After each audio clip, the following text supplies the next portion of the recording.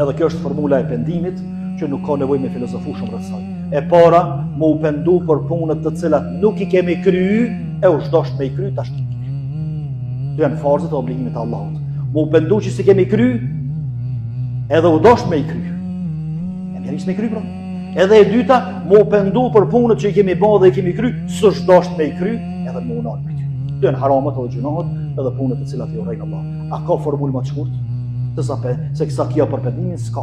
Po e kuptum që shto, me lejen Allahut lartësuar, vetëm se duhet me qitë edhe hapin tjetër praktik, që drejt përmisimit, drejt pendimit, drejt kthimit tek Allahu, Allahu i lartësuar kur nuk ta mbyll derën, kur nuk ta kthen shpinën, kur nuk të boll se më lodhe më, boll të komprit, bollani, kur si thot këtu Allah.